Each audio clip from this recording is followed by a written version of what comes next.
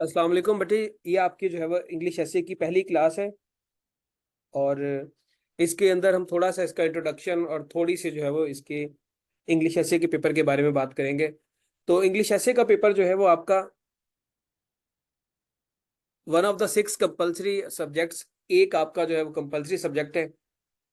100 marks इसके total हैं। Passing marks आपके हैं 40 मार्क्स आपने मिनिमम लेने हैं इस पेपर को पास करने के लिए। अब अगर हम इसके सिलेबस की बात करें तो मैं आपके साथ जो एफपीएससी ने सिलेबस दिया वो जरा लिख दूं। उन्होंने क्या सिलेबस दिया आपको, मैं उसको जरा लिख दूं फिर उसको समझाते हैं यहाँ पे।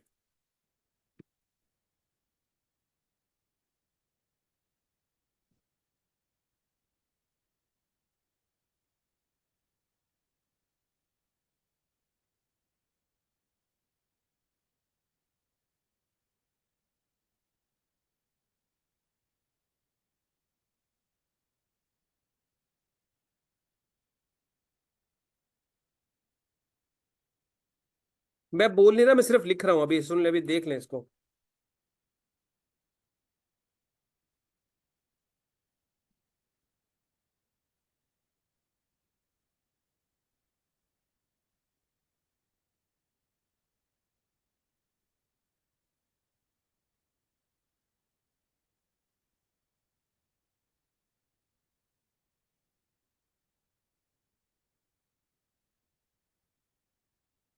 ये बच्चे आपका सिलेबस है जो एफपीएससी ने दिया है।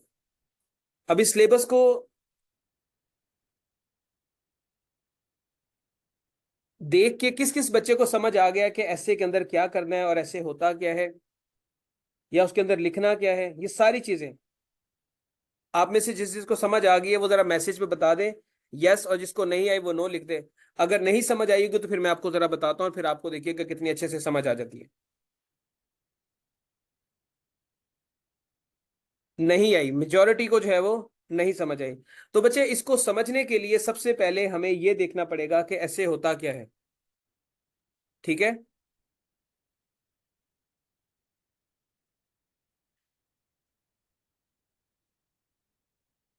देखें। अब सबसे पहले आपको जो है वो ऐसे की डेफिनेशन पता होनी चाहिए कैसे होता क्या है।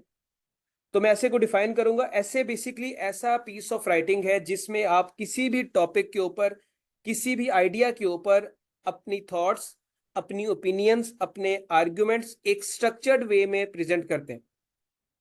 किसी भी आइडिया के ऊपर, किसी भी टॉपिक के ऊपर आप अपनी थॉट्स, अपनी ओपिनियंस, अपने आर्ग्यूमेंट्स एक स्ट्रक्चर्ड वे में जब प्रेजेंट करते हैं तो इसको ऐसे राइटिंग बोला जाता है।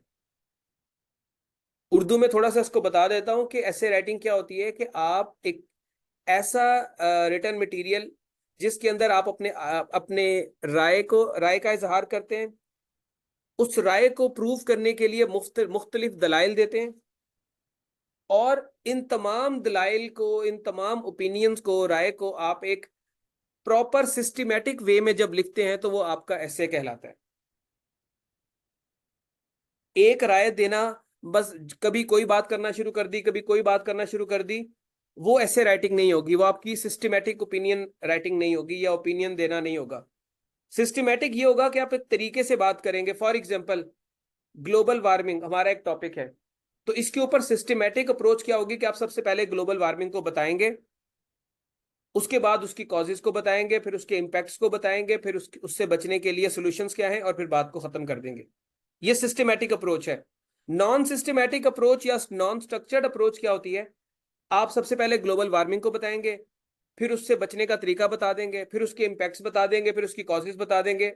डाटा आप दोनों में सेम ही बता रहे हैं, लेकिन एक में डाटा आपका स्ट्रक्चर्ड वे में है, तरतीब से है, जो एक लॉजिकल फ्लो होता है कि एक चीज पहले आएगी, दूसरी उसके बाद आएगी, तीसरी उसके बाद आएगी। और दूसरी जो टाइप है उसके अंदर आपने डाटा को स्कैटर्ड फॉर्म में, अफरा तफरी में, कोई जो चीज जहां पे लग रही है, जहां पे सर लगना चाहिए वहां पाँव लगा दिए, जहां पाँव लगना चाहिए वहां सर लगा दिए। तो मतलब नॉन स्ट्रक्चर्ड वे में जब आप कोई चीज लिखते हैं तो आपका ऐसे नहीं कहलाएगा, वो सिर्फ एक पीस ऑफ राइटिंग होगा। अब ये जो स्टेटमेंट लिखी है, candidates are expected to reflect comprehensive and research based knowledge on selected topic. अब सिलेक्टेड टॉपिक से मुराद क्या है बेटा? सबसे पहले आपको पेपर में जब पेपर मिलता है तो उस पेपर के अंदर कुल 9 से 10 टॉपिक्स होते हैं, जिनके ऊपर आपने 2500 से लेके 3000 वर्ड्स का एक ऐसे लिखना होता है। अब ये सारे टॉपिक्स पे नहीं लिखना होता, किसी एक टॉपिक के ऊपर आपने जो है वो ये ऐसे लिखना है। आप कोई भी टॉपिक पिक करेंगे, फॉर एग्जाम्पल आपने जो है वो कोई करंट अफेयर्स के ऊपर टॉपिक पिक कर लिया, या आपने जो है वो जेंडर के ऊपर टॉपिक पिक कर लिया, या आपने आर्टिफिशियल इंटेलिजेंस के ऊपर, इरिस्पेक्टिव आपका जो भी टॉपिक है, लेकिन उस टॉपिक के अंदर जो चीज चेक की जाएगी वो देखी जाएगी कि स्टूडेंट की आर्टिकुलेशन क्या है, स्टूडेंट का एक्सप्रेशन क्या है, स्टूडेंट की टेक्निकल ट्रीटमेंट क्या है उस ऐसे की, स्टूडेंट कितने अच्छे तरीके से टॉपिक को समझ गया है कि टॉपिक में पूछा क्या गया है। ये सारी की सारी चीजें देखकर आपको पास या फेल किया जाएगा। फॉर एग्जाम्पल, टॉपिक अंडरस्टैंडिंग से क्या मुराद है? 2020 में एक ऐसे पेपर में आया था, उसका मैं जरा यहां पे टाइटल लिखता हूं।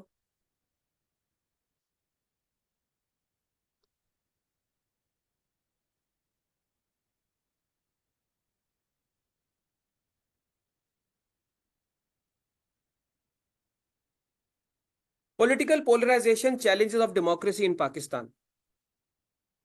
अब सबसे पहले तो इस टॉपिक की अंडरस्टैंडिंग होनी चाहिए। जितने बच्चों ने इस टॉपिक को पिक किया, उनमें से मैक्सिमम बच्चे इस पेपर में जो है वो फेल हो गए, जिन्होंने इस टॉपिक को पिक किया। उसकी वजह क्या थी? उसकी वजह यह थी कि उन्होंने इस टॉपिक को समझा ही नहीं कि टॉपिक का मतलब क्या है। इस तरह के टॉपिक जिसमें कॉलन लगाकर आप जो है वो स्टेटमेंट लिखते हैं, इसको पढ़ने का तरीकाकार होता है। सबसे पहले जो कॉलन होता है, कॉलन के दो साइड्स पे स्टेटमेंट्स लिखी होती हैं। जो लेफ्ट साइड होती है जहां पे पॉलिटिकल पोलराइजेशन लिखी हुई है, ये आपका मेन टॉपिक होता है। पॉलिटिकल पोलराइजेशन कहते हैं जैसे आज सियासत में दो ग्रुप्स बन गए पाकिस्तान के अंदर, एक पीटीआई और एक नॉन पीटीआई ग्रुप बन गया, एक पीटीआई के सपोर्टर्स और दूसरे पीटीआई के मुखालफिन है। ये पोलराइजेशन है। पॉलिटिकल पोलराइजेशन आपका मेन टॉपिक है। और जो राइट साइड पे कॉलन की चीज लिखी होती है, इसका मतलब होता है कि आपने उस मेन टॉपिक से रिलेटेड क्या चीज डिस्कस करनी थी। और मेन टॉपिक से रिलेटेड डिस्कस करनी थी कि ये जो पाकिस्तान में सियासी तकसीम है, ये किस तरीके से पाकिस्तान की जमहूरियत के लिए खतरा है, इसको जरा बता दें। अब इसमें प्रॉब्लम क्या हुई? जिन बच्चों को टॉपिक की अंडरस्टैंडिंग नहीं थी, उन्होंने क्या किया? उन्होंने कहा कि अच्छा ये तो टॉपिक ही डेमोक्रेसी की चैलेंजेस के ऊपर है। उन्होंने 3-3 सफे आउटलाइन के बना दिए, 24-24 पेजेस पे ऐसे लिख दिया, लेकिन पेपर में नंबर 5-4, 5-4, 10, 5-4, 10 इस तरह नंबर थे। वजह क्या थी? उन्होंने टॉपिक को अंडरस्टैंड नहीं किया। दे फॉरगॉट कि आपका मेन टॉपिक पॉलिटिकल पोलराइजेशन था। आप कुछ और लिखी जा रहे हैं, आप चैलेंज ऑफ डेमोक्रेसी लिखी जा रहे हैं। आपसे यह पूछा गया था कि पॉलिटिकल पोलराइजेशन किस तरह पाकिस्तान की डेमोक्रेसी के लिए चैलेंज है। अब जिन बच्चों को ये टॉपिक नहीं पढ़ना आता या टॉपिक रीडिंग नहीं करनी आती, वो सारे बच्चे गलत करके आ गए, और मेजोरिटी को नहीं पता था। इसी तरह एक और टॉपिक पेपर में आ जाता है जी,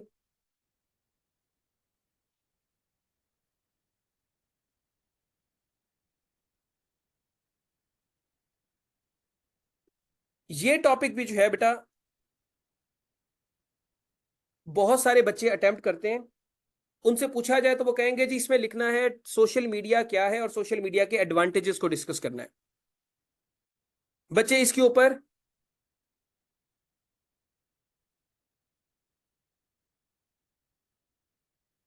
social media and it's disadvantages, social media और उसके डिसएडवांटेजेस क्या हैं। अब ये एक ऐसा टॉपिक है जिसके अंदर हमें वाज़े तौर पे पता चल रहा है, ज़ाहिरी तौर पे नजर आ रहा है कि सोशल मीडिया के डिसएडवांटेजेस हमने डिस्कस करने हैं। आप लोग मुझे एक बात बताएं, क्या सोशल मीडिया के सिर्फ डिसएडवांटेजेस है, इसका कोई एडवांटेज नहीं है? इसका कोई एडवांटेज नहीं है? इसके बहुत सारे एडवांटेजेस हैं। आप सोशल मीडिया को बिजनेस के लिए यूज कर सकते हैं, एजुकेशन के लिए यूज कर सकते हैं, अपने जो है वो किसी भी सोशल इशू को हाईलाइट करने के लिए, कोई सोशल कंपेन चलाने के लिए आप इसको यूज कर सकते हैं। तो इसका मतलब क्या है? इसका मतलब यह है कि जिस बच्चे की टॉपिक अंडरस्टैंडिंग वीक होगी, वो हमेशा सोशल मीडिया के डिसएडवांटेजेस ही लिख के आएगा। लेकिन इस तरह के जो टॉपिक्स होते हैं जिसमें सिर्फ एक कोई ऐसी चीज जिसके आपको पता है कि उसकी अच्छाई और बुराई, pros and cons, advantage disadvantages दोनों होते हैं, लेकिन एग्जामिनर ने कोई एक चीज पूछी होती है तो वहां पर लाजमन आपने दूसरा काउंटर आर्ग्यूमेंट, दूसरी पॉइंट ऑफ व्यू लिखना होता है। अब जिस बच्चे को इस चीज की समझ होगी कि यार सोशल मीडिया है तो उसके डेफिनेटली एडवांटेजेस भी होंगे, तो वो भी मैंने ऐसे में लिखने हैं।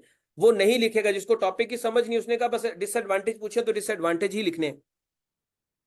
ऐसे सही लिखने के बावजूद भी वो फेल हो जाएगा, क्योंकि टॉपिक अंडरस्टैंडिंग वीक है। बेटा टॉपिक को हिट करना और टॉपिक को बिल्कुल ही हिट कर देना दो अलग चीजें होती हैं। हिट करने से मुराद ये नहीं है कि आप उसकी जो जो प्रोमिनेंट या उसकी जो लाजमी चीज है, जो एसेंशियल पार्ट है, उसको आप स्किप कर दें। ये आगे जाकर आपको थोड़ा सा समझ आएगा कि हिट करने से क्या मुराद होती है। बाज बच्चे हिट करने से मुराद होते हैं कि बस आपको सोशल मीडिया दे दिया तो बस सोशल मीडिया पे लिखना शुरू कर देना है। हिट करने से मुराद होती है कि आपका जो, जिसे आप टॉपिक हिट करना कहते हैं, उससे मुराद होती है कि आप टॉपिक के रिलेटेड ही बात करें, ऑफ द टॉपिक बात नहीं करेंगे। ऑफ द टॉपिक ये होती है कि आप सोशल मीडिया पे बात करते करते आप जो है वो प्रिंट मीडिया के ऊपर भी चले जाएं, ये आप ऑफ द टॉपिक हो गई हैं। और अगर आप बात सिर्फ सोशल मीडिया पे कर रही हैं तो ये आपका टॉपिक को हिट करना, आप अपने टॉपिक को हिट ही कर रही हैं।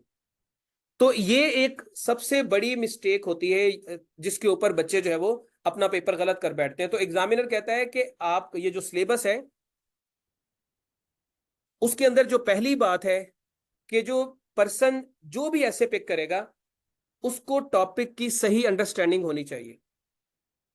ठीक है, उसको टॉपिक की सही अंडरस्टैंडिंग होनी चाहिए। और ये कैसे पता चलेगा कि उसे टॉपिक की सही अंडरस्टैंडिंग है? ये उसका कंटेंट देख के, उसकी आउटलाइन देख के हमें आइडिया होगा कि वो बंदा सही साइड पे जा रहा है या गलत साइड पे जा रहा है। उसके बाद दूसरी चीज आ जाती है बच्चे कि आपका ऐसे रिसर्च बेस्ड होना चाहिए। रिसर्च बेस्ड का मतलब, बहुत सारे बच्चे जो है वो इसका गलत मतलब भी समझ जाते हैं।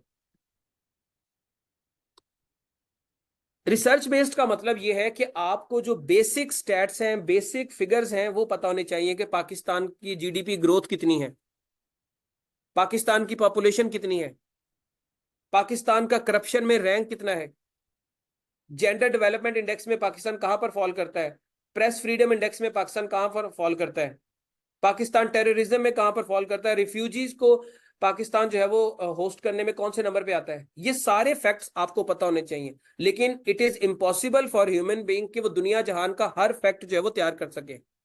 हम आगे जाकर जब इस सेशन में आगे की तरफ मूव करेंगे तो मैं आपको बताऊंगा कि किस तरीके से आपने जो है वो रिसर्च बेस्ड नॉलेज और research based facts and data निकालना है, और कौन सा डाटा रेलेवेंट है और कौन सा डाटा जो है वो आप इग्नोर कर सकते हैं। तो दूसरा पॉइंट जो यहाँ पे लिखा हो गया, रिसर्च आपका ऐसे रिसर्च बेस्ड होना चाहिए। इसका मतलब ये होता है कि आपको फैक्ट्स पता होने चाहिए, आपके पास ट्रस्टेड सोर्सेज से इंफॉर्मेशन होनी चाहिए, आपको जो भी रिसेंट उसके बारे में रिपोर्ट्स आई होती हैं उन रिपोर्ट्स के बारे में पता होना चाहिए। यहां तक बच्चे अगर आपको बात समझ आ रही है तो प्लीज मैसेज पे बता दें कि आपको यहां तक बात समझ आ रही है। ये एक इंट्रोडक्टरी पहला लेक्चर है हमारा, तो इसमें सारी चीजें डिस्कस नहीं हो पाएंगी। यहाँ पे सिर्फ आपको सिलेबस के बारे में मैं समझा रहा हूँ। नेक्स्ट मूव करते हैं हम लोग। तीसरी चीज वो है आर्टिकुलेशन एंड एक्सप्रेशन। अब इसमें आर्टिकुलेशन और एक्सप्रेशन, इससे क्या मुराद है? किसी को पता है कि आर्टिकुलेशन क्या होती है?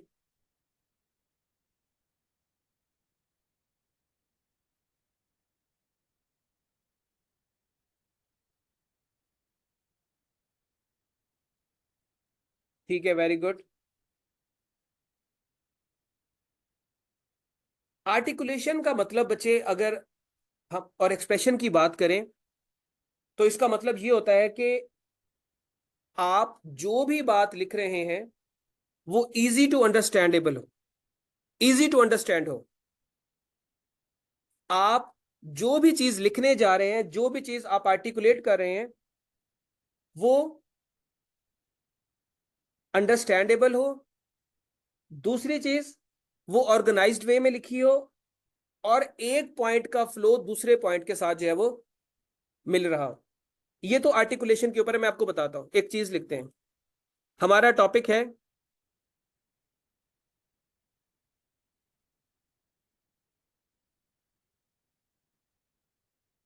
Gender discrimination in Pakistan. आपने बताइएगा कि कौन से किसकी आर्टिकुलेशन ज्यादा बेहतर है।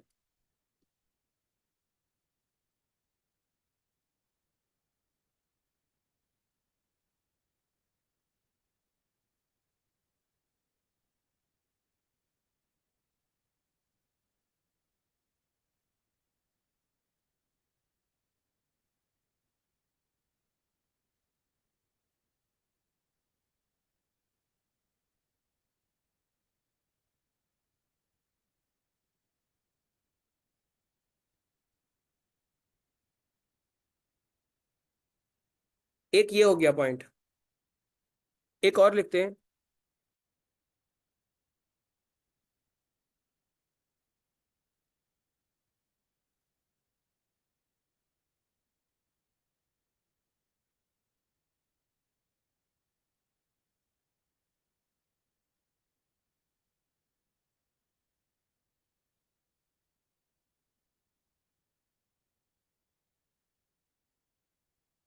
दोनों में से किसकी आर्टिकुलेशन बेहतर है, फर्स्ट वन की या सेकंड वन की? इसको चले मैं नीचे कर देता हूं। आर्टिकुलेशन किसकी बेहतर है, फर्स्ट वन या सेकंड वन? ज्यादा लॉजिकल फ्लो किसका है, फर्स्ट वन का या सेकंड वन का?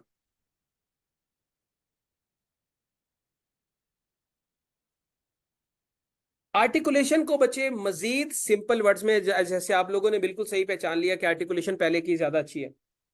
आर्टिकुलेशन को मजीद अच्छे अंदाज में समझाने के लिए, मजीद सादा अंदाज में समझाने के लिए, कि जब आप किसी से बात करते हैं या किसी को कोई टॉपिक समझाते हैं तो आप उसे लॉजिकल वे में समझाते हैं।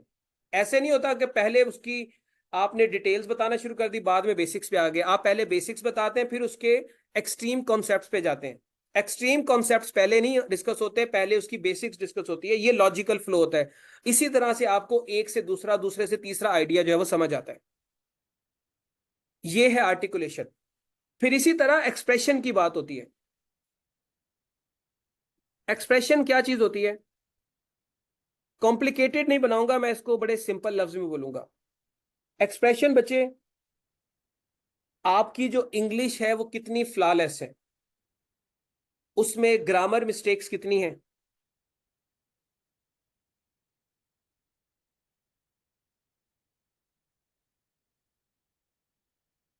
इंग्लिश आपकी फ्लॉलेस है तो इसका मतलब है आपका एक्सप्रेशन अच्छा नहीं है। आपके जो सेंटेंस हैं उनकी लेंथ कितनी है, बहुत लेंथी सेंटेंसेस लिखते हैं तो भी आपका एक्सप्रेशन अच्छा नहीं है, बहुत छोटे सेंटेंसेस लिखते हैं तो भी आपका एक्सप्रेशन अच्छा नहीं है। तो सेंटेंस की लेंथ इसमें आती है। डिफिकल्टी इन सेंटेंस, आपका सेंटेंस बहुत ज्यादा डिफिकल्ट लिखा हुआ है, पढ़ने वाले को समझ ही नहीं आ रही, वो बार बार बेचारा डिक्शनरी ओपन कर रहा है कि ये क्या फलसफा लिख दिया है। ये भी गलत एक्सप्रेशन है। आपकी इंग्लिश बहुत बिलो एवरेज है कि बच्चे भी उससे अच्छी इंग्लिश लिख लें, बच्चे भी उससे बेहतर अल्फाज जो है वो चूज कर लें, तो इसका मतलब है अब भी आपका एक्सप्रेशन गलत है। आपका सही एक्सप्रेशन क्या होगा कि आपकी इंग्लिश दरमियाने लेवल की हो, अच्छी इंग्लिश हो, गुड इंग्लिश हो, ना बहुत ज्यादा एडवांस लेवल की, ना बहुत ज्यादा लो लेवल की। आप चाहे एफपीएससी को देख लें, यूपीएससी को देख लें इंडिया का, वहां पर हमेशा ये बात स्टूडेंट्स को बताई जाती है कि अगर आप ये सोच के बैठे हैं पेपर में कि आपकी इंग्लिश बहुत एडवांस लेवल की होगी और उससे आपका ऐसे पास होगा, तो आप गलत फहमी का शिकार हैं। आपकी इंग्लिश अच्छी होनी चाहिए। और अच्छी इंग्लिश क्या होती है? मैं एक सेंटेंस लिखता हूं।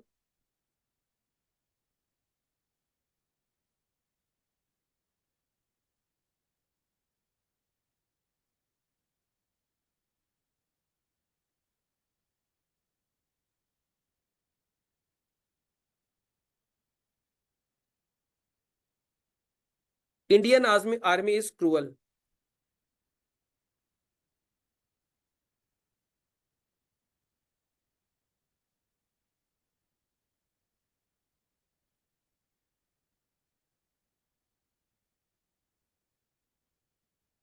अब मुझे बच्चे बताएं कि ये जो पहला सेंटेंस है, Indian army is cruel, Indian army is cruel, इसका मतलब ये सेंटेंस बड़ा बेसिक सा सेंटेंस है, बड़ा बेसिक सा सेंटेंस है।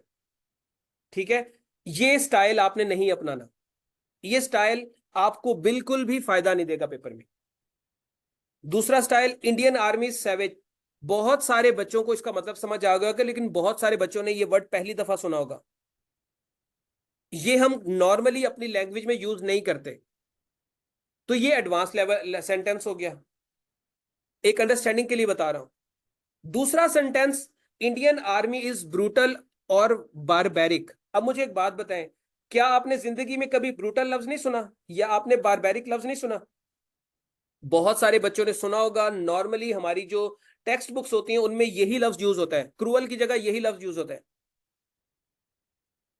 तो क्या होगा, ये आपका एग्जैक्ट एक्सप्रेशन है जो एग्जामिनर आपसे चाहता है, कि आपने ना बिलो एवरेज ना अबव एवरेज जाना है। आपने जो एवरेज मीडियोकर सेंटेंसेस होते हैं जो अच्छी इंग्लिश में लिखे होते हैं, पढ़ने वाले को फौरी तौर पे समझ आ जाए, उसमें आपने जो है वो इसको लिखना है।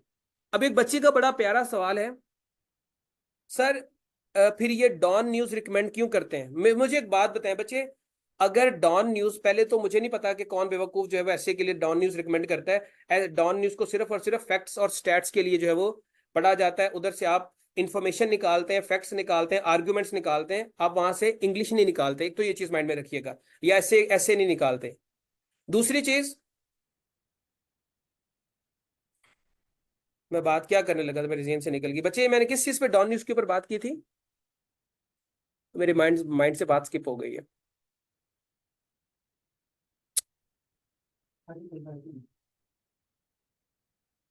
अगर तो, हाँ देखिए बच्चे, मैं आपको डॉन न्यूज कभी भी, डॉन न्यूज का जो स्टाइल है वो कभी भी आप ऐसे के लिए अप्लाई नहीं करेंगे। वो स्टाइल टोटली आपके लिए प्रॉब्लमेटिक होगा। डॉन न्यूज सिर्फ और सिर्फ इंफॉर्मेशन निकालने के लिए यूज होता है, उससे आपको फैक्ट मिलते हैं। मैं आपको एक एक पेपर दिखाता हूं, न्यूज पेपर दिखाता हूं, आपने वो वाला स्टाइल अपनाना है। सिर्फ रुके एक मिनट, मैंने स्क्रीन ऑफ की है, आप लोग वेट करें।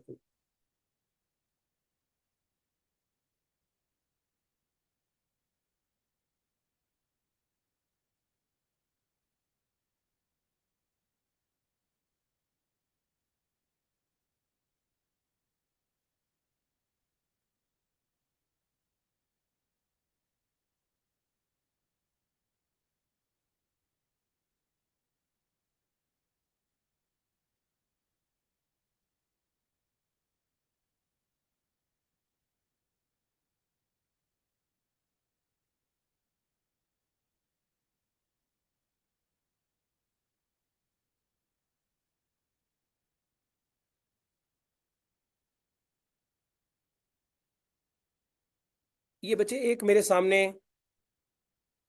पोस्ट आई है, ये आप लोगों को स्क्रीन नजर आ रही है? जिन जिन बच्चों को स्क्रीन शो हो रही है मैसेज पे प्लीज बता दें।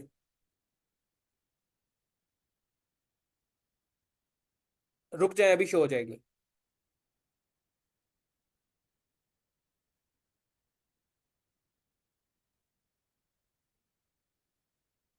अब शो हो रही है स्क्रीन? चलिए अब स्क्रीन शो हो रही है। अब बच्चे यहां से आप ये वाला पैराग्राफ पढ़ें, यहां तक ये पैराग्राफ पढ़ें और मुझे बताएं कि ये डॉन न्यूज से ज्यादा मुश्किल है या आसान है। इसको पढ़ें और मुझे बताएं कि ये आसान लिखा हुआ है या मुश्किल लिखा हुआ है।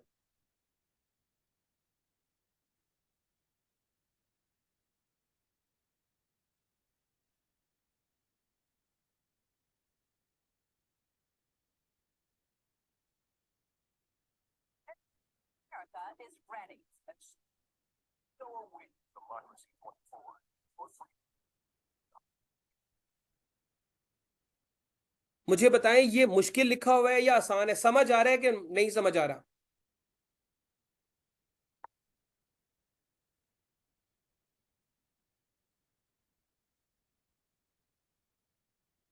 इजी है। अब मुझे बताएं कि ये उन लोगों का न्यूज़पेपर है, ये उन लोगों का न्यूज़पेपर है जिनकी फर्स्ट लैंग्वेज इंग्लिश है, जिनकी अपनी फर्स्ट लैंग्वेज, उनकी मादरी जुबान इंग्लिश है। यानी कि ये अमेरिकन न्यूज़ चैनल है, उनका जो है वो, ये एडिटोरियल मैंने आपके सामने ओपन किया है, एक ओपिनियन ओपन किया है।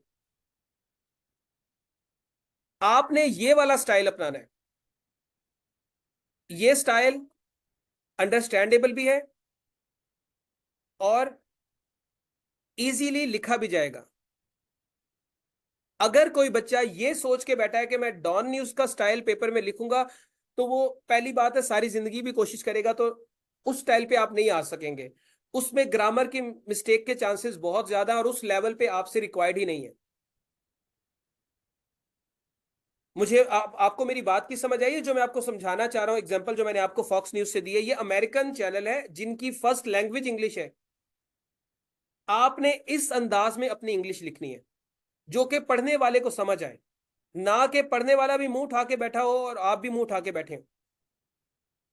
तो ये चीज माइंड से निकाल दें बिल्कुल भी कि आपको बहुत मुश्किल इंग्लिश में ऐसे लिखना है। जो लोग आपको ये कहते हैं, पहली बात है कोई कहता नहीं है डॉन न्यूज के बारे में बच्ची को समझने में मसला हुआ है, वो सिर्फ इंफॉर्मेशन क्रैक करने के लिए कहते हैं। अदरवाइज अगर कोई पर्सन कहता है तो आपने उस चीज को फॉलो नहीं करना। फॉलो आपने ये चीज करनी है कि आपका स्टाइल जो है वो ये वाला होना चाहिए, सिंपल मीडियोकर स्टाइल होना चाहिए। ये है आपका एक्सप्रेशन। कुछ तसल्ली हुई है? कुछ डर खत्म हुआ है ऐसे का? कुछ डर खत्म हुआ है? आर्ग्यूमेंट्स के लिए आइडियाज के लिए आपने जो है वो लेके जाना है ऐसे की तरफ। उसके बाद इसी में आपकी पंक्चुएशन आ जाती है। पंक्चुएशन मार्क्स भी आपके एक्सप्रेशन में आते हैं। लाइक बहुत सारे बच्चे पंक्चुएशन पंक्चुएशन मार्क्स के बारे में भी उन्हें क्लैरिटी नहीं है। फॉर एग्जाम्पल मैं एक सेंटेंस लिखता हूं, मुझे बताइएगा ये पंक्चुएशन के हिसाब से ठीक है?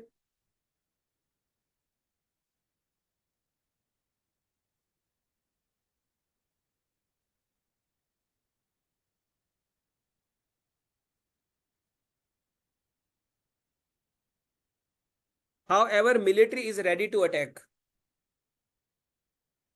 ये सही है या गलत है पंक्चुएशन के हिसाब से?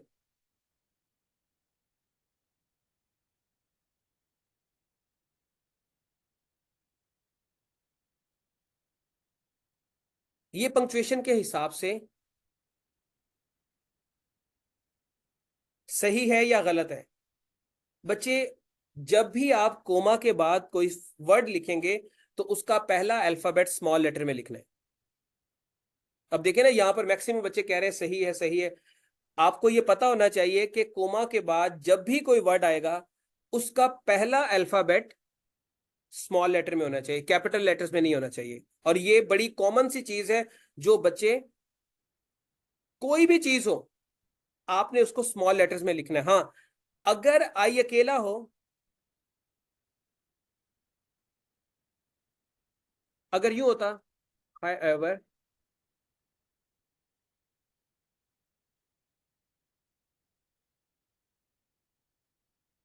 देखिए ना,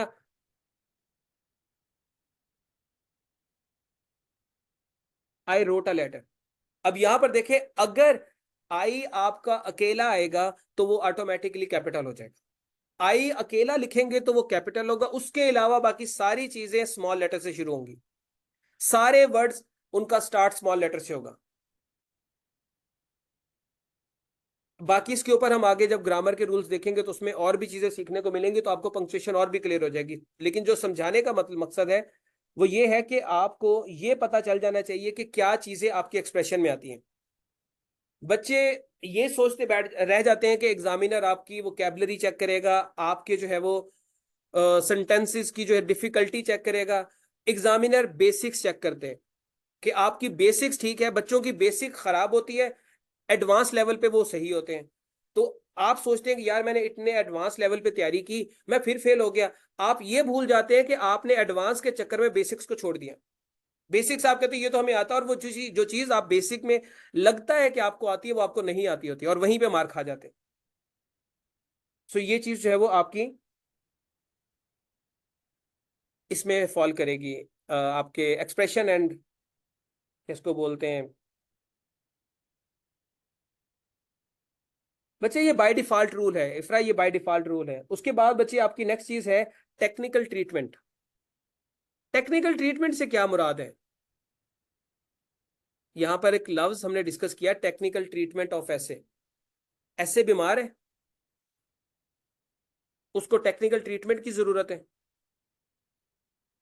नहीं, टेक्निकल ट्रीटमेंट से मुराद ये है कि आप जिस तरह का एसे लिख रहे हैं उस तरह की एकेडमिक लैंग्वेज या फॉर्मल लैंग्वेज आपके एसे के अंदर नजर आनी चाहिए।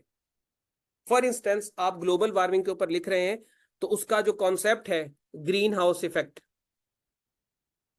ये उसका टेक्निकल एस्पेक्ट है, टेक्निकल एस्पेक्ट है। आप इसको लाजमी मेंशन करेंगे, आप इसको यूं नहीं कह सकते